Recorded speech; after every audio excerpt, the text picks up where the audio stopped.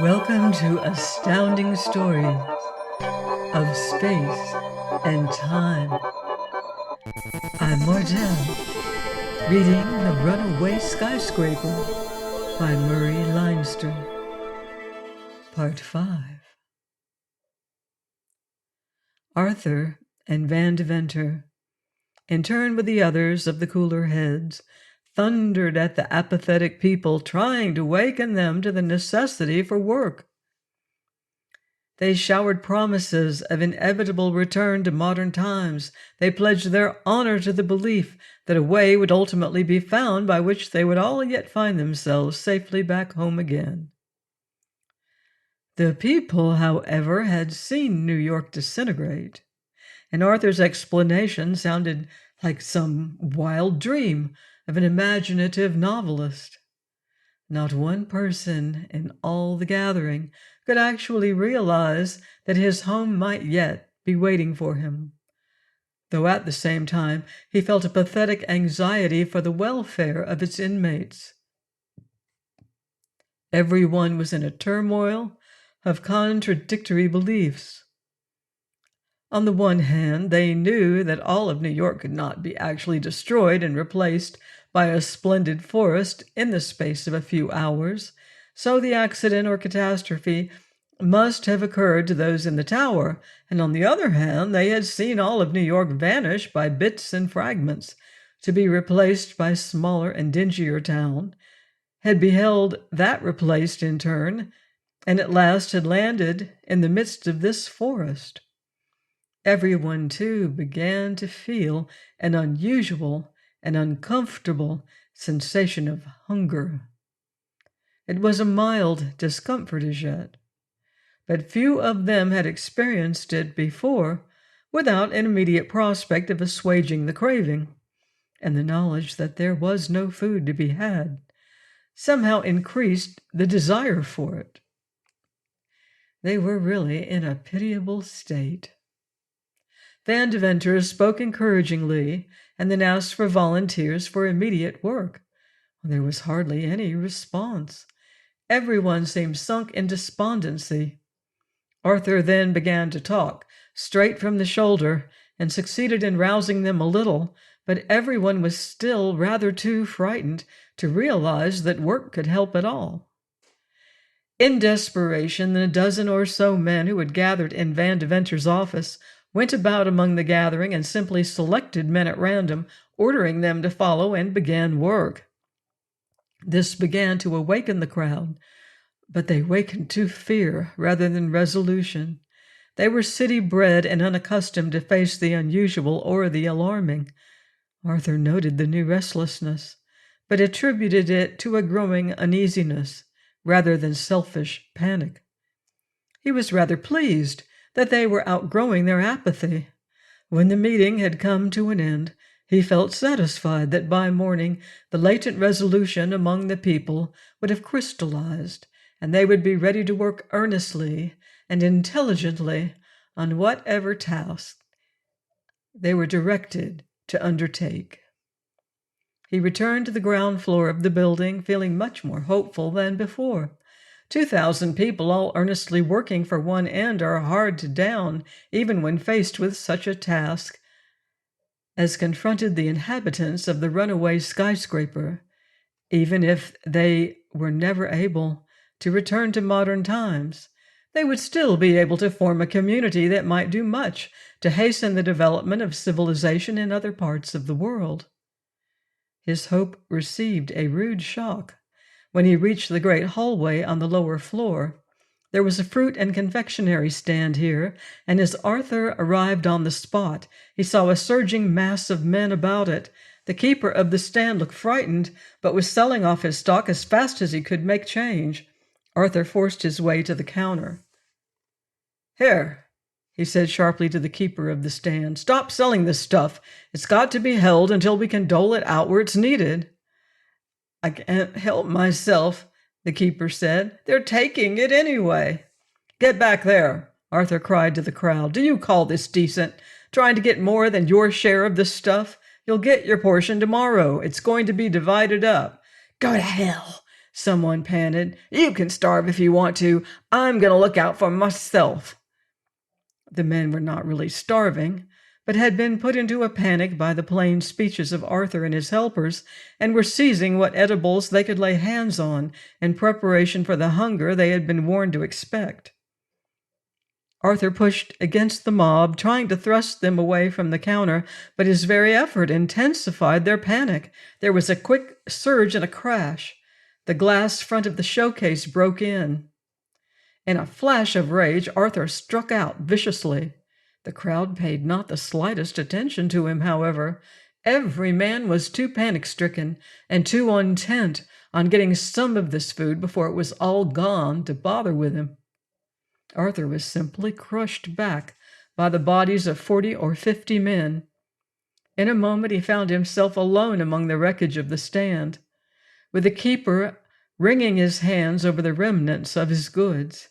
Van Deventer ran down the stairs. "What's the matter?" he demanded as he saw Arthur nursing a bleeding hand cut on the broken glass of the showcase. "Bolsheviki," answered Arthur with a grim smile. "We woke up some of the crowd too successfully. They got panic-stricken and started to buy out this stuff here. I tried to stop them. You see what happened. We'd better look to the restaurant, though I doubt if they'll try anything else just now." He followed Van Deventer up to the restaurant floor. There were picked men before the door, but just as Arthur and the bank president appeared, 2 or 3 white-faced men went up to the guards and started low-voiced conversations. Arthur reached the spot in time to forestall bribery. Arthur collared one man, Van Deventer another, and in a moment the 2 were sent reeling down the hallway. "Some fools have got panic-stricken," Van Deventer explained to the men before the doors in a casual voice, though he was breathing heavily from the unaccustomed exertion. "They've smashed up the fruit stand on the ground floor and stolen the contents. It's nothing but blue funk, only if any of them start to gather around here, hit them first and talk it over afterward. You'll do that?" "We will," the men said heartily. "Shall we use our guns?" another asked hopefully. Van Deventer grinned.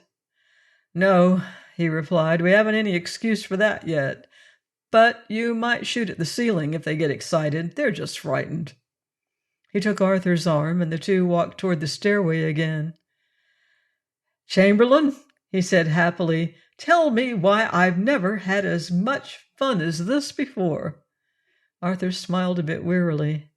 "I'm glad you're enjoying yourself," he said. "I'm not. I'm going to stand outside and walk around. I want to see if any cracks have appeared in the earth anywhere. It's dark, and I'll borrow a lantern down in the fire room, but I want to find out if there are any more developments in the condition of the building." Despite his preoccupation with his errand, which was to find if there were any other signs of the continued activity of the strange forces that had lowered the tower through the 4th dimension into the dim and unrecorded years of aboriginal America, Arthur could not escape the fascination of the sight that met his eyes. A bright moon shone overhead and silvered the white sides of the tower, while the brightly lighted windows of the offices within glittered like jewels set into the shining shaft. From his position on the ground, he looked into the dimness of the forest on all sides. Black obscurity had gathered beneath the dark masses of moonlit foliage. The tiny birch-bark teepees of the now deserted Indian village glowed palely. Above, the stars looked calmly down at the accusing finger of the tower pointing upward, as if in reproach at their indifference to the savagery that reigned over the whole earth. Like a fairy tower of jewels, the building rose. Alone among a wilderness of trees and streams, it towered in a strange beauty, moonlit to silver, lighted from within to a mass of brilliant gems. It stood serenely still. Arthur, carrying his futile lantern about its base, felt his own insignificance as never before. He wondered what the Indians must think. He knew there must be hundreds of eyes fixed upon the strange sight, fixed in awe-stricken terror or superstitious reverence upon this unearthly visitor to their hunting grounds. A tiny figure, dwarfed by the building whose base he skirted, Arthur moved slowly about the vast pile. The earth seemed not to have been affected by the vast weight of the tower. Arthur knew, however, that long concrete piles reached far down to bedrock. It was these piles that had sunk into the fourth dimension, carrying the building with them. Arthur had followed the plans with great interest when the Metropolitan was constructed. It was an engineering feat, and in the engineering periodicals, whose study was a part of Arthur's business, great space had been given to the building and the methods of its construction. While examining the earth carefully, he went over his theory of the cause for the catastrophe. The whole structure must have sunk at the same time, or it too would have disintegrated, as the other buildings had appeared to disintegrate. Mentally, Arthur likened the submergence of the tower in the oceans of time to an elevator sinking past the different floors of an office building. All about the other building, the other skyscrapers of New York had seemed to vanish. In an elevator, the floors one passes seemed to rise upward. Carrying out the analogy to its logical end, Arthur reasoned that the building itself had no more cause to disintegrate, as the buildings it passed seemed to disintegrate, than the elevator in the office building would have cause to rise because its surroundings seemed to rise. Within the building, he knew, there were strange stirrings of emotions. Queer currents of panic were running about, throwing the people to and fro as leaves are thrown about by a current of wind.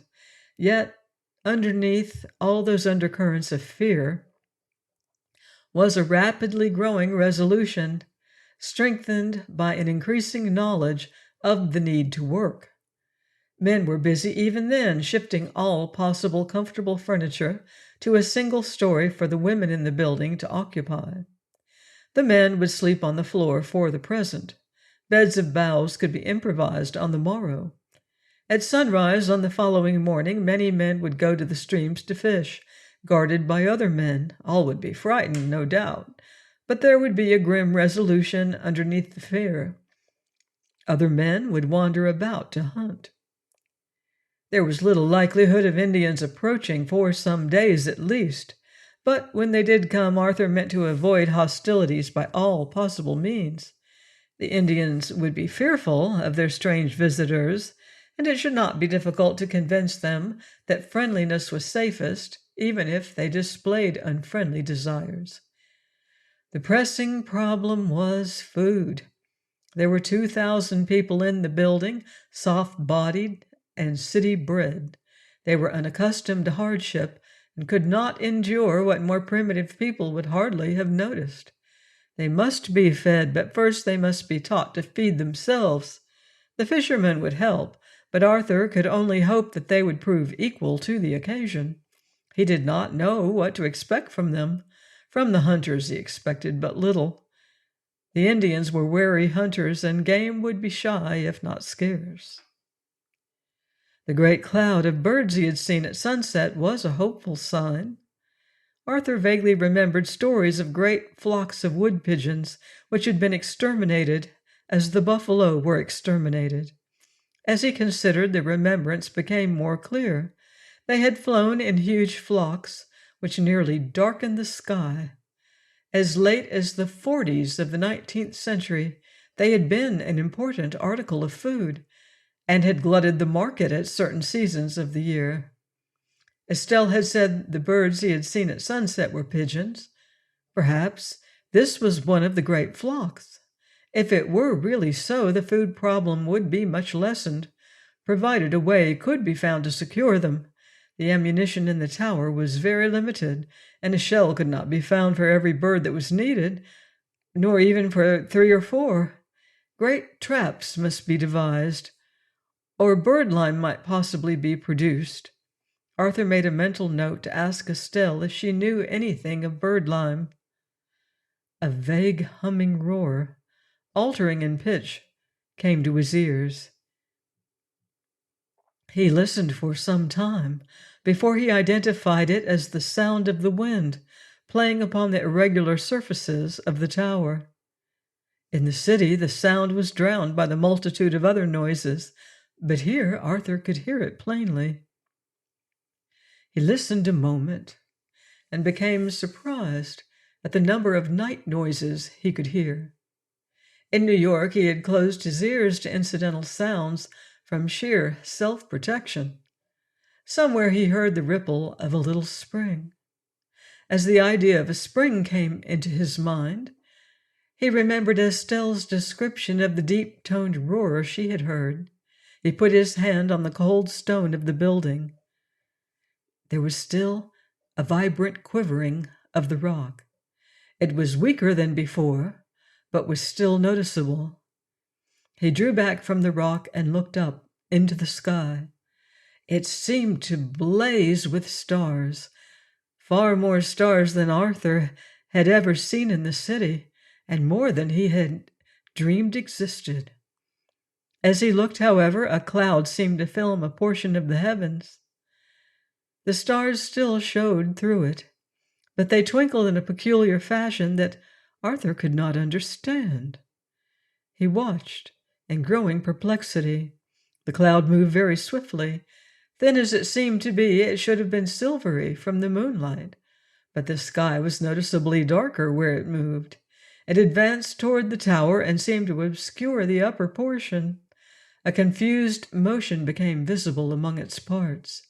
Wisps of it whirled away from the brilliantly lighted tower and then returned swiftly toward it. Arthur heard a faint tinkle, then a musical scraping, which became louder. A faint scream sounded, then another. The tinkle developed into the sound made by breaking glass, and the scraping sound became that of broken fragments as they rubbed against the sides of the tower in their fall. The scream came again. It was the frightened cry of a woman. A soft body struck the earth not 10 feet from where Arthur stood. Then another and another. Please join me next time for the conclusion of our story, The Runaway Skyscraper by Murray Leinster, here on Astounding Stories of Space and Time. In the meantime, watch the skies.